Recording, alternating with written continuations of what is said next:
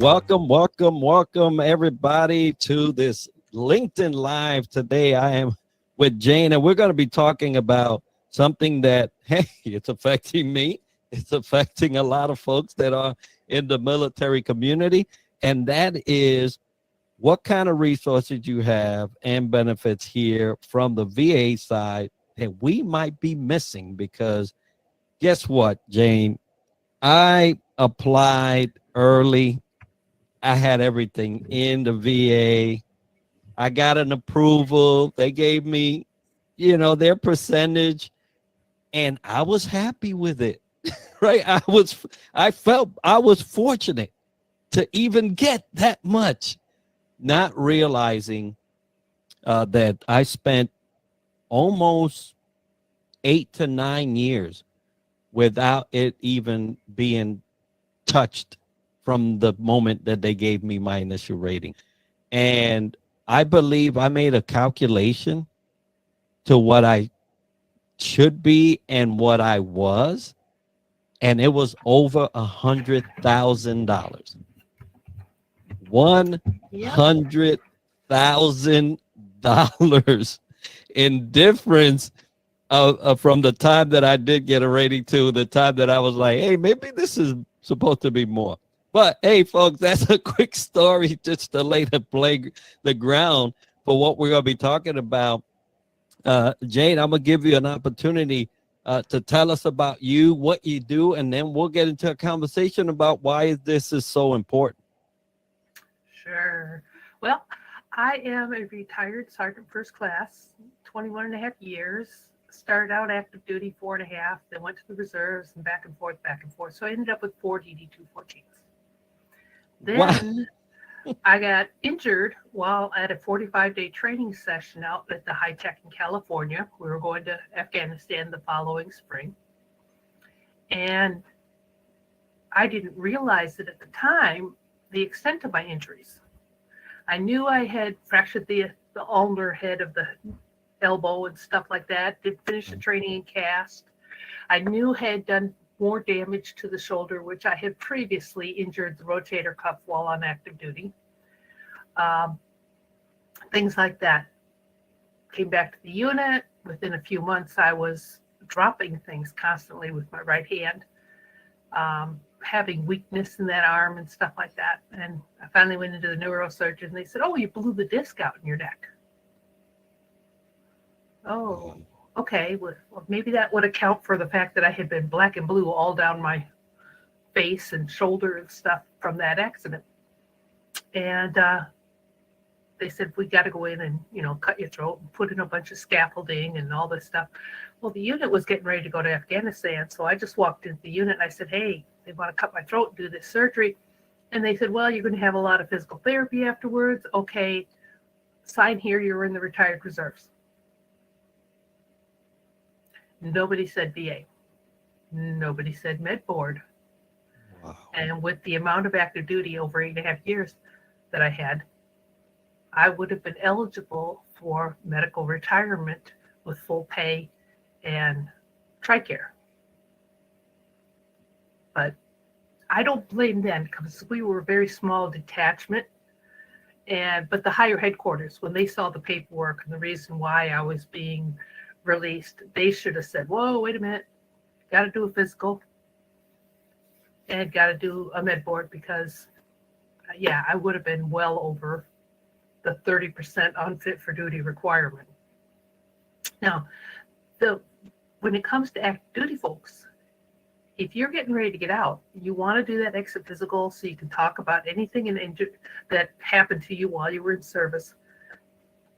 That's giving you any kind of pain or discomfort or, possibility. Do you have sleep apnea? Is your wife sleeping in the spare bedroom? Things like that. You need to get those tests. Get everything solidly evidenced in your service record. But you also want to pay attention to that VA rating because to be medically retired, you have to be shown to be, quote, unfit for duty and rated at least 30%.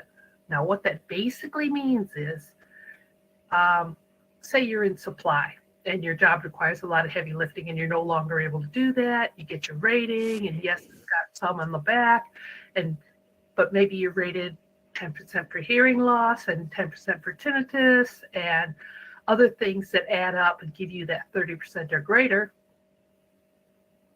That doesn't necessarily make you unfit for duty.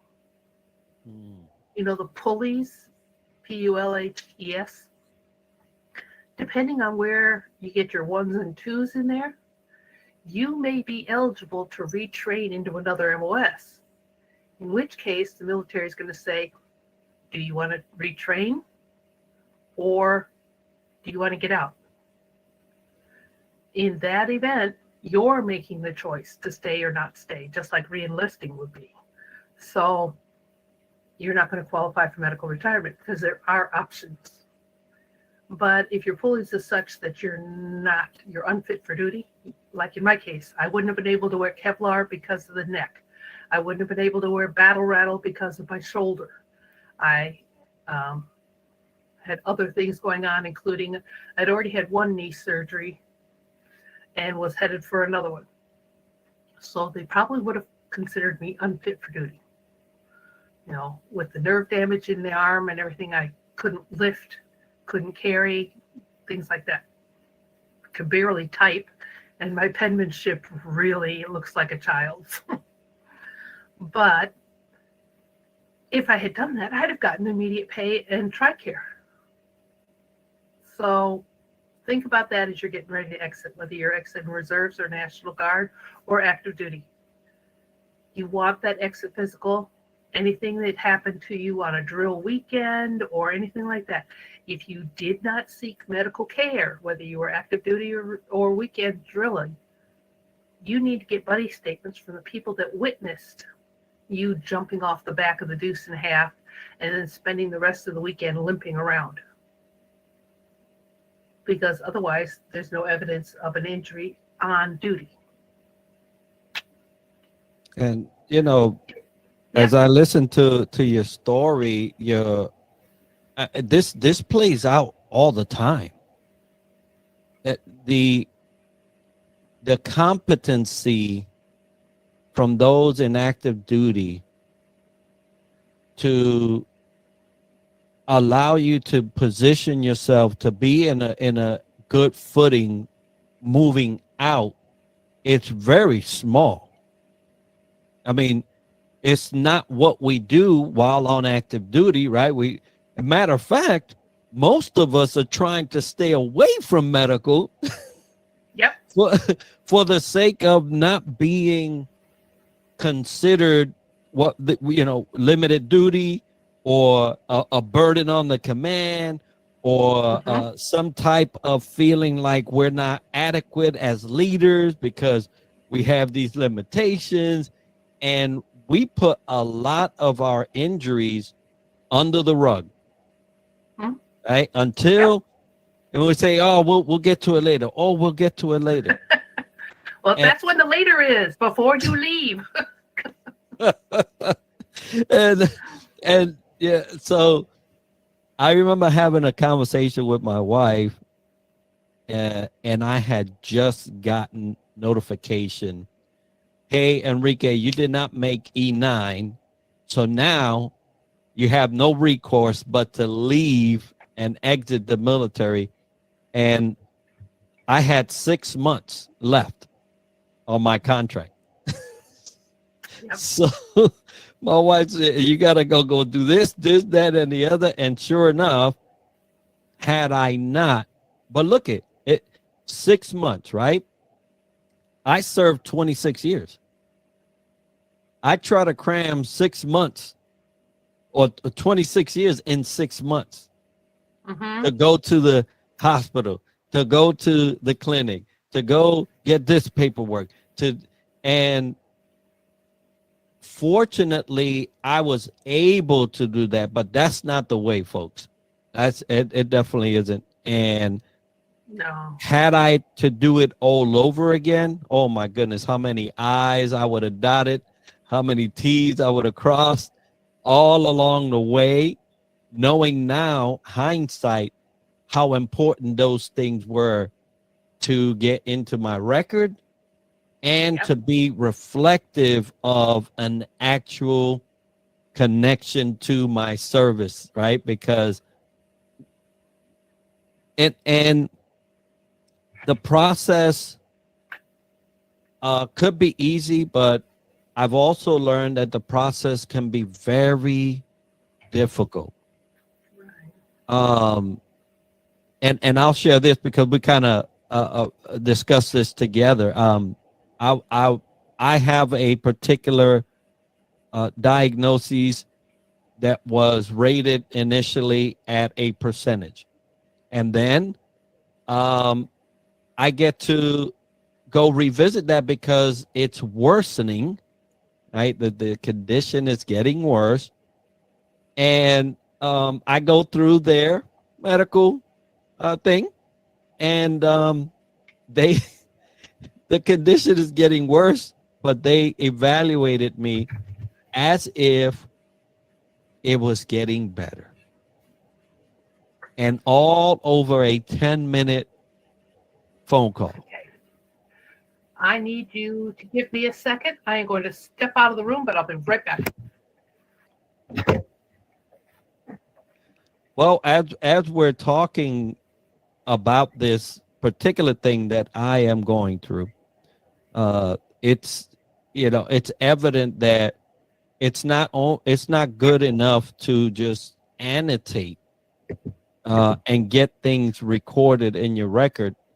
You also have to have some type of history and a way to follow up on your condition, because what and I have been following up on the condition, so there's obvious records and increases in medication dosages and indicators that it's obviously not getting better.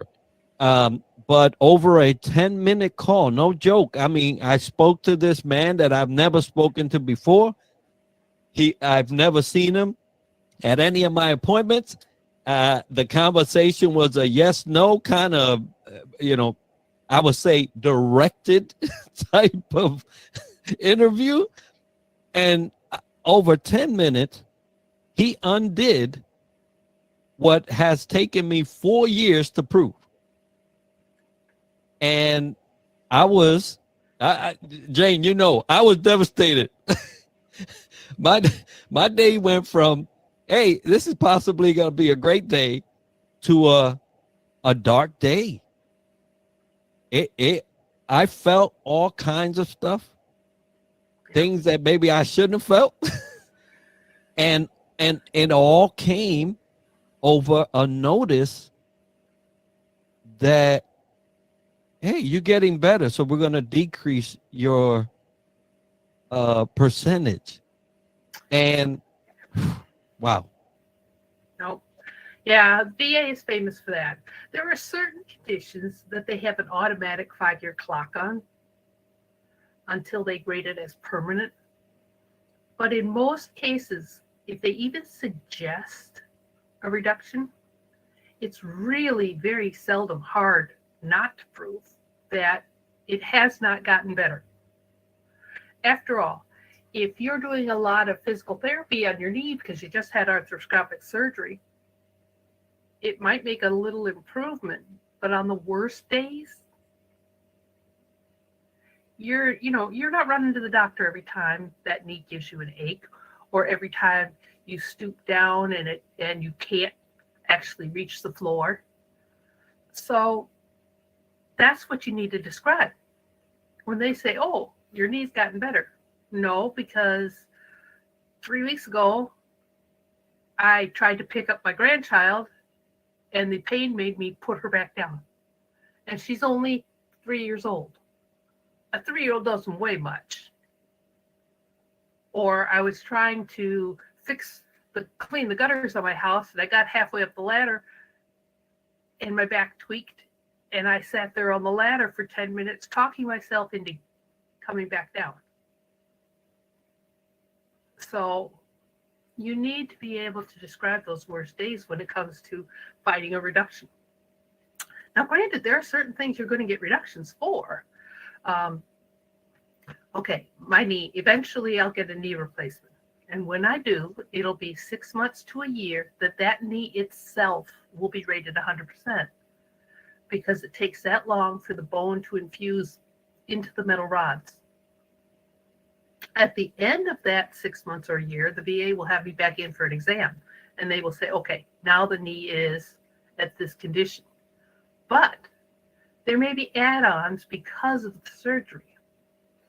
Say during the surgery, they nicked a nerve in my leg and now I have drop foot. I can actually file for that while I'm in recovery. But if I hadn't, then I could do it at that point because drop foot is when your foot, when you're walking, you don't lift the front toes the way you should. So a lot of people will end up kind of scraping the toes of their shoe. Well, if that had happened, I would be able to file for the drop foot because I wouldn't have had the nerve cut if I hadn't had the surgery from my service-connected condition. And in the old days with the big long scar that practically went from your thigh to halfway to your ankle, and a lot of times they didn't heal well and they would be itchy and welted and all sorts of ugliness, the VA can rate that scar. Now, most scars, like you can't even see the one in my neck where they cut me open to do my neck surgery. It's not really, quote, noticeable, but it's above the collarbone. It's anything that scars on your face. I have another scar that you can't really see because my eyebrow hides it, but it comes down here almost to the corner of my eye. And those are rateable scars because they are in a visual place.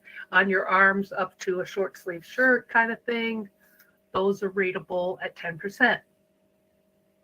Unless they cause other problems like nerve damage and or they're itchy, welty, oozing, that kind of scar. Those might be a more an increase. And the total surface of those visible scars can be rated. Now, I have 2 belly scars, and I have the little arthroscopic ones that are service connected, but they're rated at 0 because they're not visible. Unless they were to develop a lot of scar tissue and things like that. The last surgery on my belly, they did that because actually from the first one, I had so much scar tissue that it was interfering with my organs of my belly. So they had to redo the surgery because of the scar tissue. So if that happens, again, if your recovery is over 30 days, they're going to rate you 100% for just that scar. Plus, if your other conditions rate out at 60% in the VA, then you're going to receive a special monthly compensation for 100 over 60. Any condition, if you have one service-connected condition at 100%, and all your other stuff is over 60, there's a couple $100 more that gets added onto your claim. But if you don't tell the VA to do that, then they may or may not catch it because it depends on the experience of the rater. They may not know about that little tiny rule. Well, I tell you that not only the experience of the rater, but so like my initial rating came to me last September at 50% for this particular condition. Here we are in January. They're trying to say that they're going to decrease it over 10. Yeah, and I'm going to get off that soapbox because these are the trials, and I want to focus really. There are procedures you have to, VSOs that have, experience. Jane that has experience are the people you need to be talking to in regards to how you're going to file, what you're going to need to file, and all of that process. I want to talk about Jane because since it affected me so suddenly, this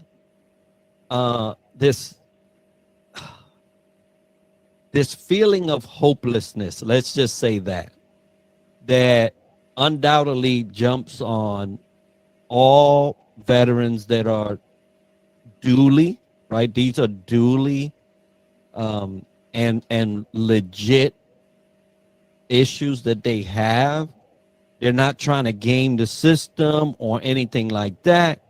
And then they get these notices because, Jane, I wasn't ready for how I felt that day.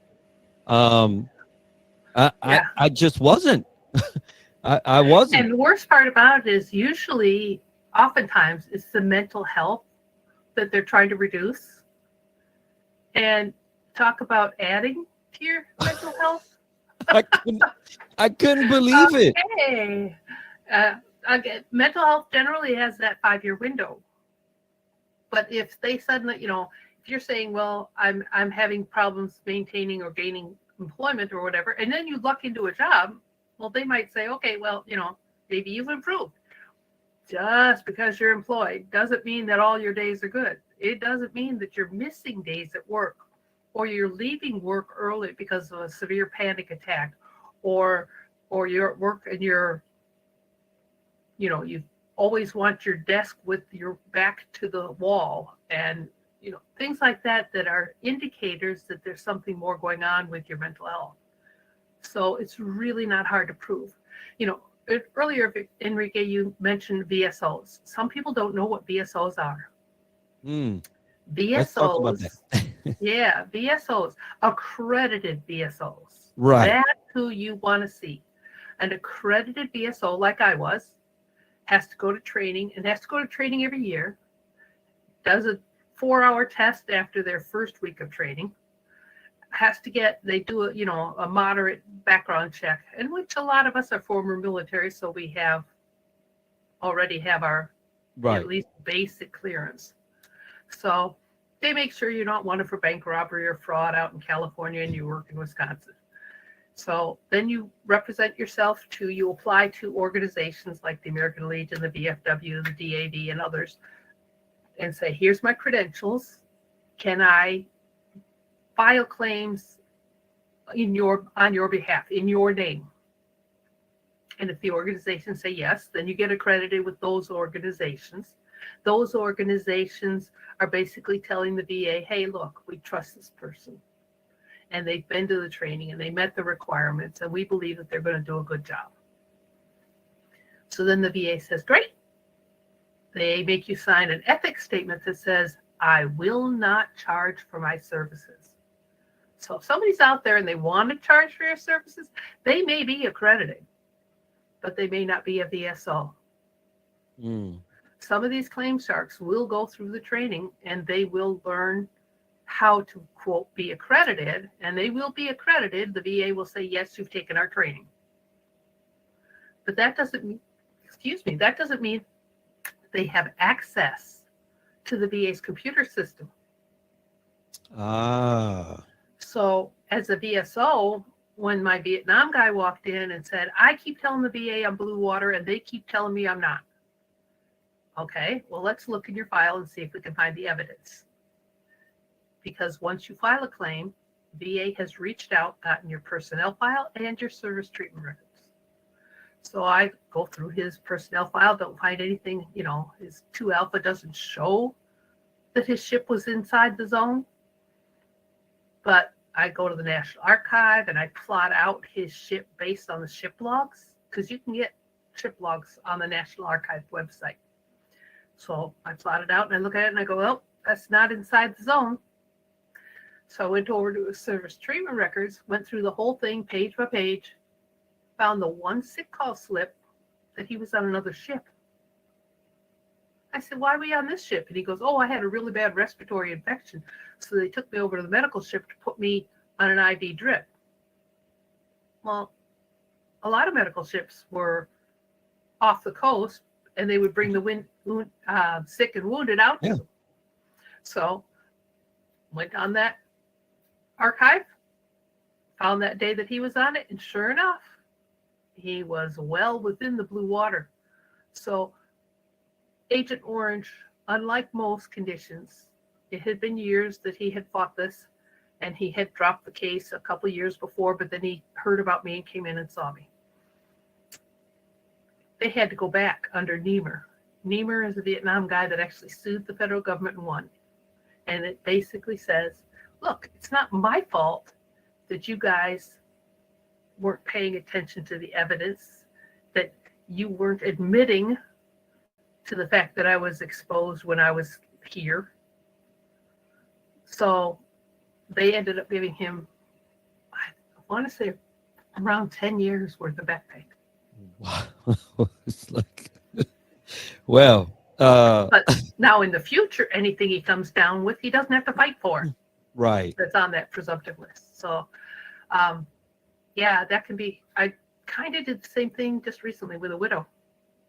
Met her daughter, who was an Uber driver. I met her one night in Atlanta at the conference, and she told me about her mom fighting for DIC because of her Vietnam dad. He had passed away. And they were saying, oh, no, he was Navy. His ship wasn't in the zone because it was a carrier. So it's a deep draft ship. Right. So they say it couldn't get close enough. But I went through the National Archives. I did the same thing with his ship, plotted it all out. There's one day that he was on that ship that it was inside the 12-mile zone. So I printed that out, gave it to her, who gave it to her mom, who gave it to the VA, and said, oh, no. So she's now receiving DIC. She had filed a second time a year and a half ago. So she got almost 18 months worth of back pay, $22,000. And then now we're going to fight for the, what would it be, 18 years worth of back pay? No, that doesn't add up. 2007 to now, yeah, that's 18 years. So we're going to fight for that back pay because under the Niemer law and the clear and unmistakable error rule, VA, not her fault. You didn't give weight to the evidence. Wow. So we might get her 18 years. Look at that. And what's amazing about all that is that the lack of knowledge of the system and the way the things are filed from the veteran perspective, the knowledge that there are people as you and certified and very valid VSOs that are tied to the system and can point you in the right direction.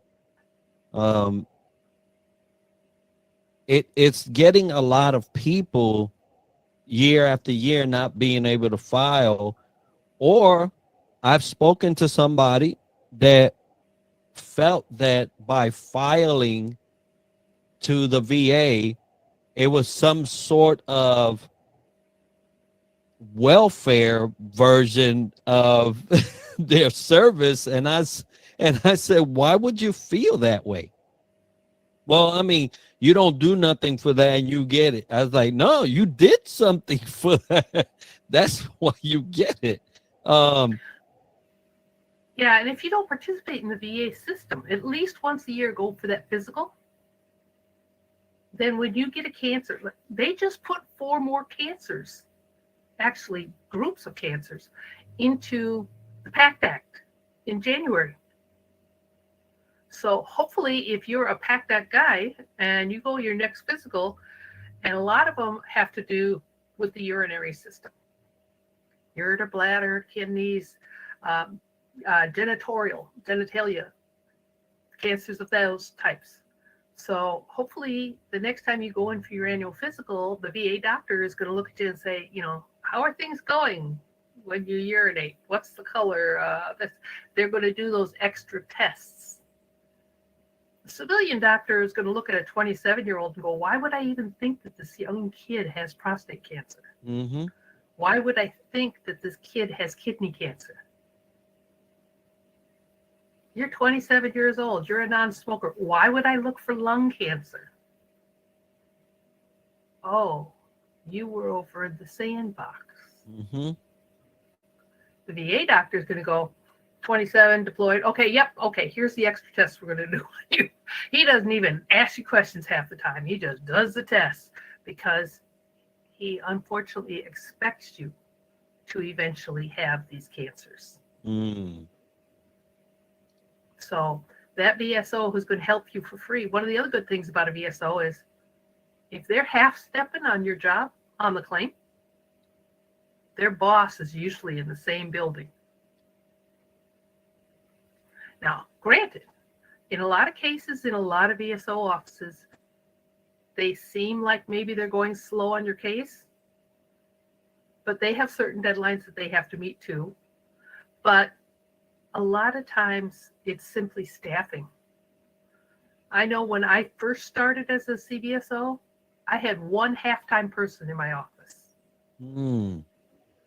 And every other year I went up to the county board, my committee and the county board itself, and pounded the top of the podium and said, I need more staff. I need more money in my relief fund because we're running out of money for relief in August and things like that. So every other year I either got a raise in my relief fund or I got another half staff. So at the end of 6 years, I had 3 full-time, counting myself, and 2 more full-timers. So sometimes it's staffing. But Yeah, because there's a lot of, and I hear a lot of frustration around the timing. Hey, this thing's been this long, and this thing's been that long. I myself have wondered sometimes, wow, I just went for one thing. Why is it taking so long? Now I'll tell you, the rejection will come real quick. Yeah. But if they can find an administrative reason to deny you, they will do that very quickly. That's why it's so important that your claim go in and be well developed. Yeah. Something that points them to it happened in service. Well, at Easter time of 84, I was running up the stairs, slipped, fell, and, broke a bone in my foot. Okay, they're going to look at your medical records, 1984, around April. They're going to give a couple months window. So rather than them having to look through 20 years of records. Right. That's where your personal statement directing them. The evidence of the initial injury is at this time of year, this year. And then since then, this is what I had. I wore one of those stupid plastic boots for 8 weeks. And then I was on limited profile for a while. And over the years, this is the increasing problem with that foot. Maybe I didn't go to the civilian doctor, but my wife or my buddy or my work. Hey, he used to do a job that involved a lot of stooping and bending, but now we had to switch his job to something else because when he would stoop down, he'd have pain in his foot. So that shows the chronic history to the problem. And your current doctor has examined you and said, well, yeah, you have arthritis in that foot. We did x-rays and shows all this arthritis in his foot, especially around where the original break was.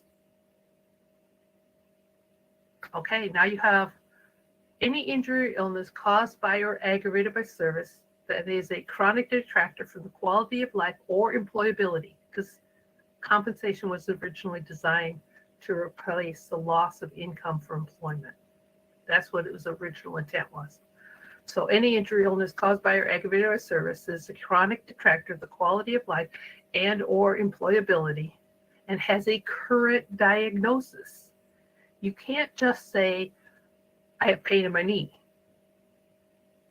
I used to jump out of perfectly good planes for no reason other than the thrill in service. And I have knee pain. Well, okay, you got to go to the doctor and determine, is it ligaments? Is it the joint? Is it a cyst, a ganglion cyst behind your knee, which would have nothing to do with service unless you'd had it in service. So they need to know for sure what the diagnosis is, and they also need that to be able to go, oh, do we put him on the chart for knee arthritis and stuff, or do we put him on the chart for torn ligament for the ratings? Right. Now let's talk about the process as we're going through this. What's your what's your suggestion for those that are in right now? Because those that are out can obviously go and file.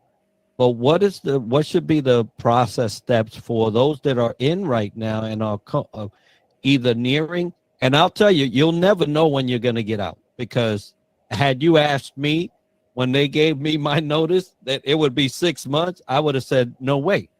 So you just never know how things will change for you in service. So, well, how should I go about this whole thing about medical and getting me ready for that time that I have to exit?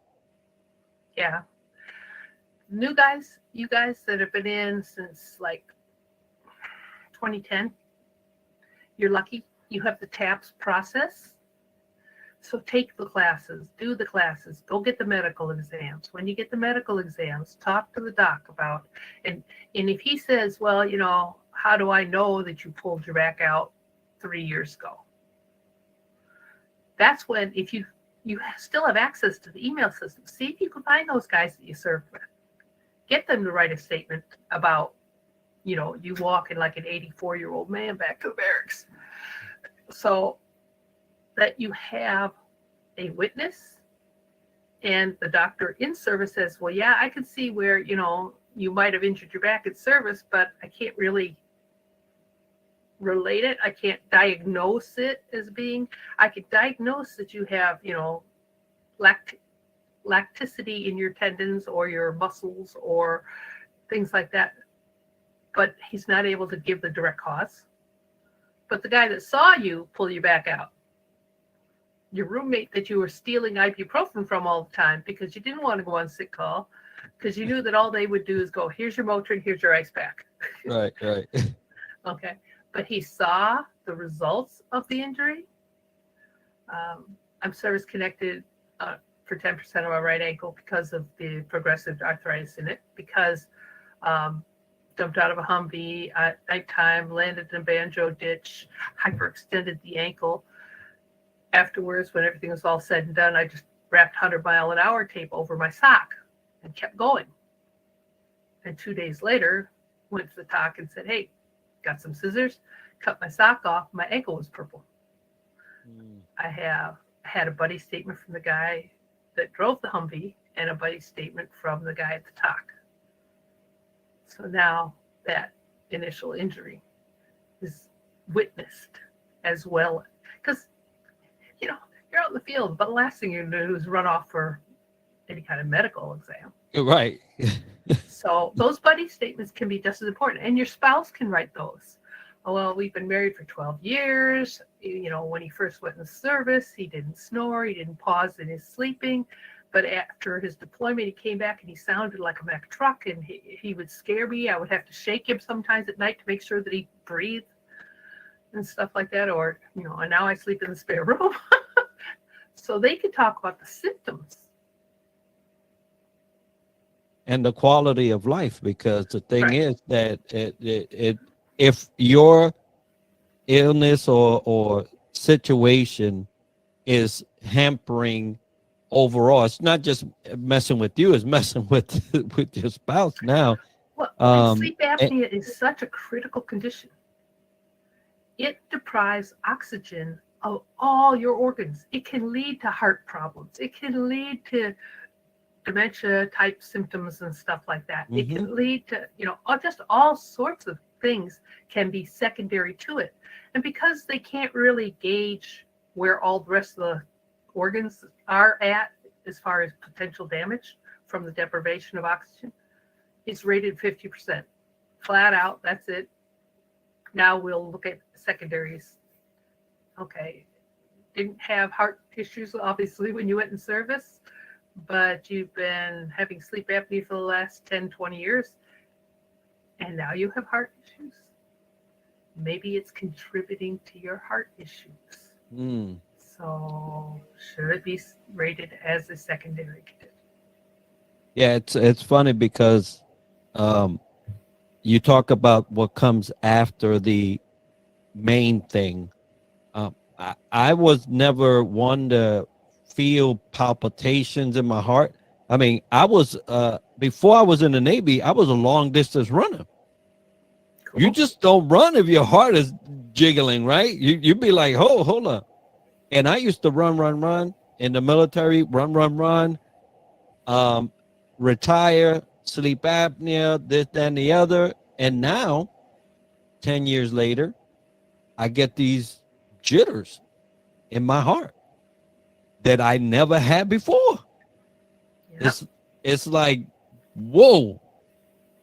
And, as you mentioned, the particular one, sleep apnea, you just never know that oxygen deprivation, what it's happening now. I'll tell you that the moment they told me, I was religiously on that machine. I I don't think that I've spent any time, and if I have spent any time off of it, is that I traveled and I forgot my machine. But other Yeah. than that, I'm on that thing because Yeah. I know that this body needs that oxygen continuously going through for me to repair, number one, but for my organs to be in tip top shape. So, you just never know. And it only takes folks that are listening, and it takes a person that knows about this to be able to guide you through this. So, going to someone that is not qualified, not certified, not doing it for the right reasons, because sometimes that is a thing, is very treacherous and it won't benefit you in the long run because things will be missed, right? And so, uh, They may be missed, and they also may not treat them the way they should. Um, some of these claim sharks out there, granted, some of these claims agents are good guys, and they'll charge you, just a couple of $100 to do something like a presumptive. But there are others that have a flat rate of like $5,000. And right, you walk in and say, I've just been diagnosed with ALS. That is a presumptive for all active duty.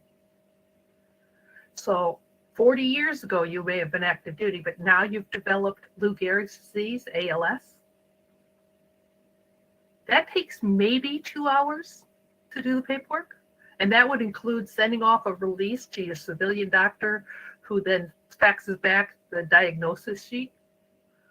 But an hour worth of paperwork, stick that diagnosis with it, send it in. And because it's a terminal condition, I would write in big bold letters on the top of the cover page, expedite terminal status.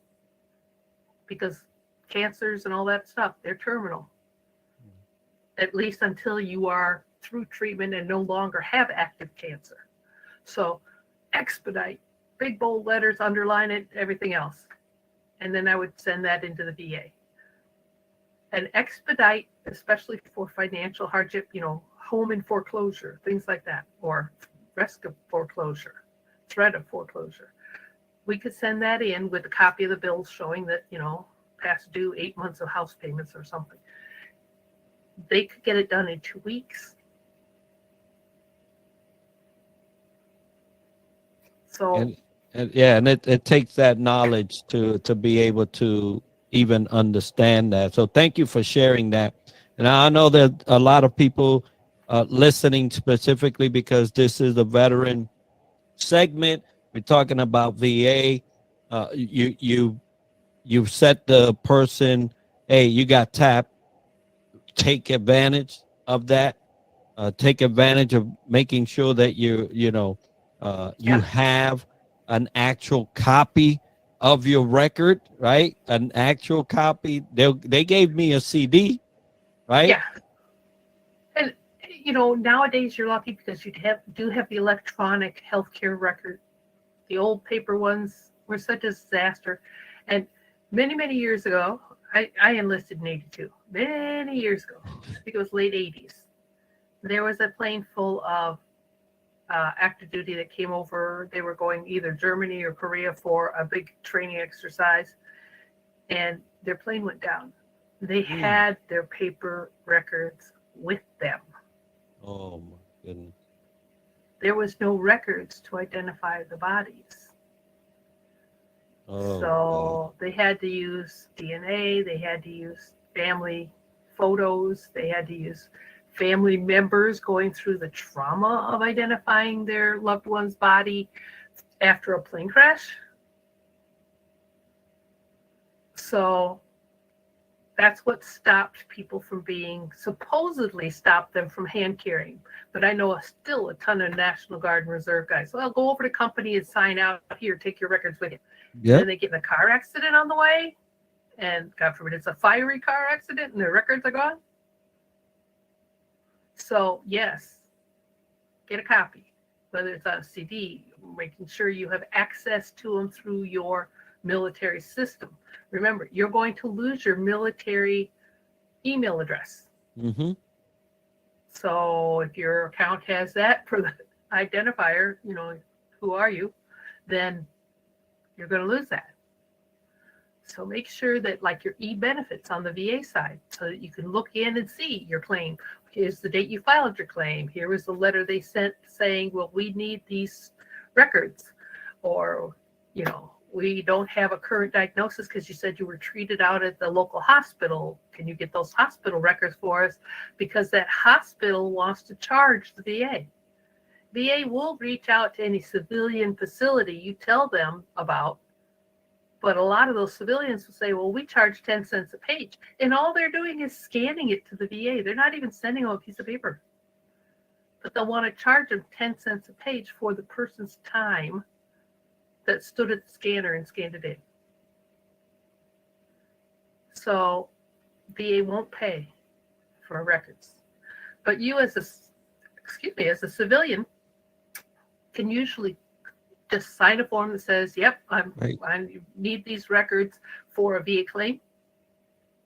And they'll hand them to you for free. Ain't that something? Now you can turn them in. So as a CVSO, I used to automatically say, okay, if you had any treatment on the outside for this condition, yes, go get those records and bring them to me. Again, part of the well-developed claim. Right. Filed the intent, and maybe it takes us 3 months to get all the records together. Now I send in the whole thing as a chunk. Now the VA is able to go, oh, okay, we don't have any administrative reason to not process this claim. Right. Yeah, don't give them any reasons not to. Give them every reason to go ahead and look at that. Well, and again, that's where your statement of what I'm claiming, why I'm claiming it, how it has impacted me over the years, and the fact that here's the diagnosis from my doctor 3 years ago when I got an arthroscopic surgery done on my knee. So that's all there. And you have led that raider down the path. You have said Easter of 1988. Okay, I'm going to go in the 1988 records and look for. Not going to look through the whole 20 years. Yeah, that'll be a joy on both sides, right? So, Jane, a person looking to get help, looking to get advice in this whole submission of a claim. I know you do it. How could somebody get a hold of you? What would be the best way if they were looking for help to get that? Well, if they're on LinkedIn, that's the best thing, because I'm there every single day almost. Occasionally take a Sunday off because we have the whole family over at our house and we do a meal together and blah, blah, blah. But I'm there almost every day. And I will be happy to send you a list of links and attachments to all the different types of benefits, whether it's the brochure for home loans or education, whether it's an article about VA pension.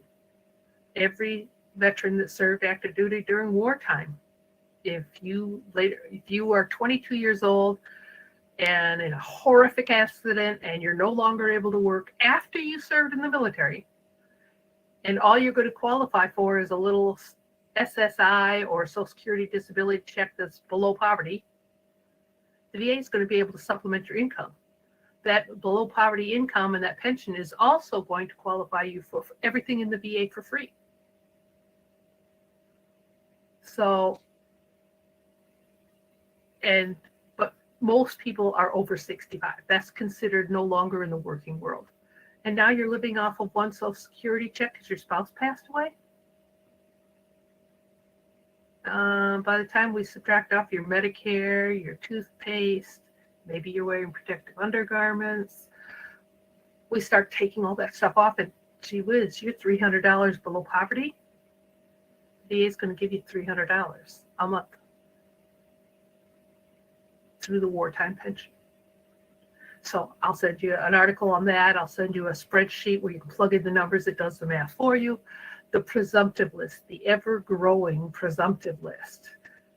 There's, presumption for POWs, for Camp Lejeune, for Agent Orange, just a ton of them. And if you have any type of major health issue, any type of cancer, any type of neurological disorder or whatever, please, please, please file a claim. This is how VA sees patterns. Look at all these guys during this time period that are developing this cancer. Or right now, Red Hill in Hawaii. Red Hill, I don't remember where I lived in for 8 years. Okay. Well, in 2020 or 2021, they ruptured the underground fuel tanks. They did. Where was that going? Right into the water table. Where was that then going? Out the taps. Just like Camp Lejeune, guys. But it's a legislative nightmare like Camp Lejeune, and it will take years for the government to A, admit the problem, B, write the legislation, then get the opposing House and Senate to actually agree, and then budget and go through all that process. So, but if you have a cancer now and you were near Red Hill, then you need to file it now, because 3 years from now, they may approve it. And what if you're deceased? Your spouse has to go through that fight? No. We file things for a couple reasons: to show the VA what's going on in us as a family, and to protect our loved ones. Because we could die in a car accident tomorrow. But a VA already knows that we were in the sandbox, that we've already had this condition, that condition, and it does not have to be the direct cause of our death. I had a veteran that drowned literally in his own phlegm. He had pneumonia so bad. Wow. But he had such uncontrolled type 2 diabetes. He had already been through 2 Agent Orange cancers, so his immune system was compromised by the radiation and the chemo, and his neuropathy from his type 2 diabetes was up past his knees, so he couldn't get out of bed and participate in his own therapy to fight the pneumonia. So, yes, he drowned, but he wouldn't have been that bad or had it so long if he hadn't been unable to participate in his own medical care because of his service stuff, and if his immune system wasn't compromised. So I was able to get the widow DIC.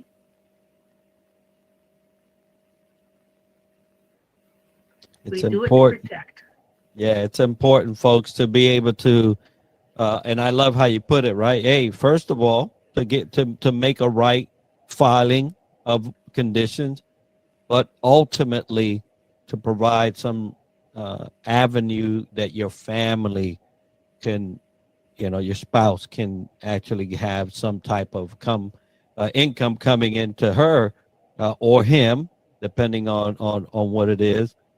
It's important. So, Jane, thank you so much for spending this time with me. I hope that everybody listening is able to, if you are in a position to file with the VA for service-connected situation, that you do so.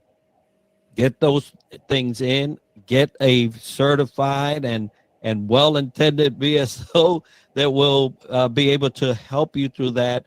And I hope that this session has been informational and beneficial to you. Jane, thank you so much for taking your time to be with me today. And I'll let you finish it For out. those who aren't on LinkedIn, you can reach out to me on talk.veteran@gmail. Now, sometimes I go a day or two without looking there. because I'm so busy on LinkedIn. But, or you can just reach out, like Enrique's episode today, just reach out on the internet and Google me on the different podcast platforms and whatnot. And you'll find me talking about all these things. And sometimes you can glean enough to know, or go to your VA website and put in accredited index. And you will find the index for all the accredited VSOs. Your county government, your state government, your tribe, or your national veteran organization. They all have people that help for free and are trained. Start with your county, because it's nice to have the boss down the hall in case you need to drop a dime. Well, hopefully you don't have to do that, but yes, thank you for sharing that. Folks, I bid you a great day, and I hope this information has been beneficial to you. We'll see each other on the next one. Bye now. Take care. Bye.